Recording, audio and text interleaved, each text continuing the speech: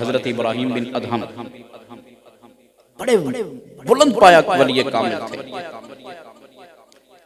جنہوں نے اپنی نگاہ سے دنیا بدل دی۔ وہ حضرت ابراہیم بن ادہم 40 دن بیت المقدس کی مسجد میں بیٹھ کر عبادت کرتے رہے، 40 راتیں گزر گئی۔ آپ فرماتے ہیں ایک دن میں بیٹھا تھا تو خدام بیت المقدس آ گئے۔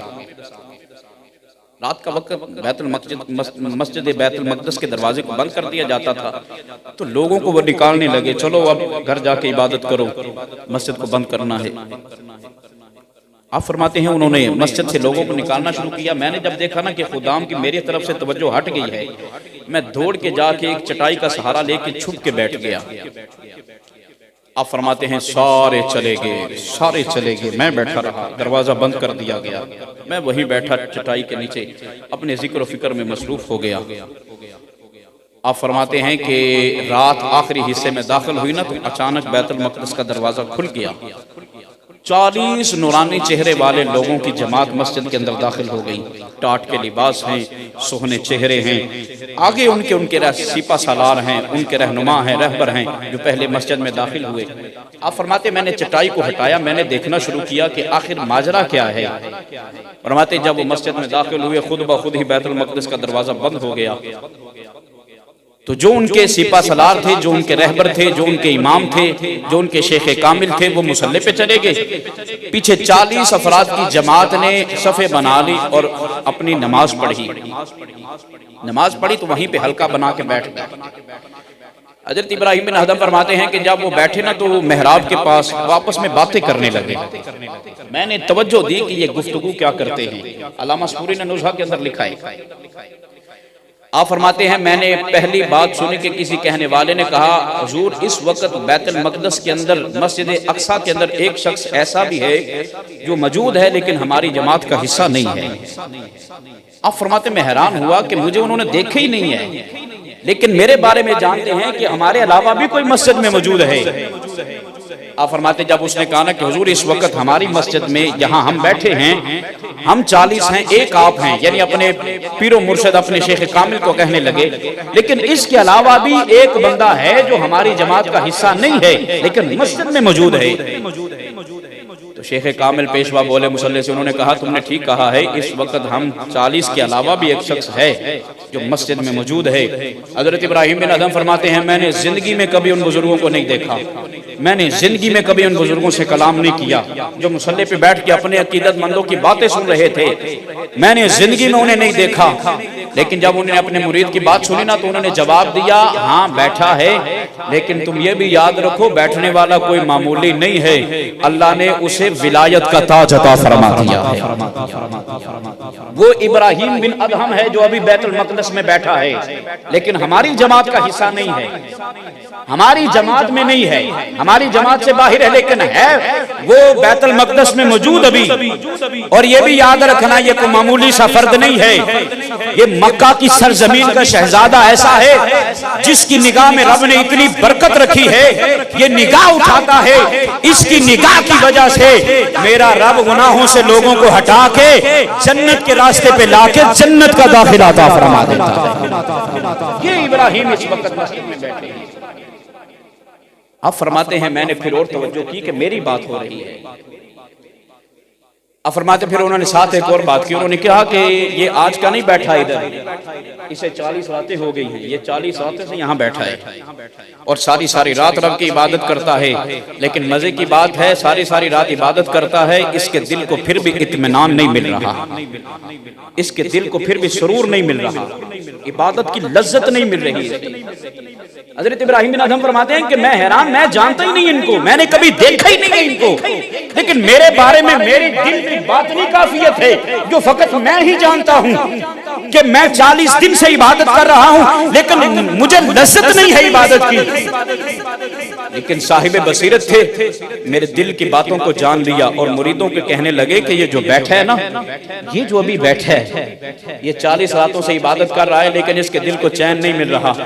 آپ فرماتے ہیں جب بزرگوں نے یہ بات کی نا تو میں چٹائی سے باہر نکلا، ان 40 کا درمیان جا کے بیٹھ گیا، میں نے کہا آپ نے میری بات چھیڑ ہی لی ہے، میں آپ سے سوال کر رہا ہوں، آپ نے جو کہا ہے سچ کہا ہے، میرے دل کے باطنی کافیت ہے اور منصب ولایت میں فائز ہوں، لیکن یہ جو 40 راتیں گزر گئی ہیں، ان 40 راتوں میں بیت المقدس میں بھی آ کے میں 40 راتوں سے بیٹھا ہوں، لیکن مجھے عبادت کی لذت نہیں مل رہی جو پہلے ملا کرتی تھی۔ آخر وجہ کیا ہے؟ آپ کا کشف اتنا اعلیٰ ہے، آپ کی روحانیت اتنی مضبوط ہے کہ میں آپ کو نہیں جانتا تھا، میرا آپ سے تعلق نہیں تھا، میرا آپ سے واسطہ نہیں تھا، آپ نے اپنے کشف کے ذریعے معلوم کر لیا کہ میرے دل کی کیفیت کیا ہے۔ میں نے جان لیا ہے کہ رب نے آپ کو یہ کشف دیا ہے کہ جو 40 راتوں میں بے چینی مجھے ہے وہ میں ہی جانتا تھا، لیکن میں یہ نہیں جانتا کہ آخر وجہ کیا ہے۔ میں اپنی دل کی بے چینی کو ختم نہ کر سکا، آخر وجہ کیا ہے کہ میری عبادت کی لذت کو ختم کر دیا گیا ہے۔ آپ فرماتے ہیں وہ بزرگ مسکرانے لگے، فرمایا ابراہیم بن ادھم، چند دن پہلے، ان 40 دنوں پہلے تم نے جھونپڑی والے سے کھجوریں لی تھی۔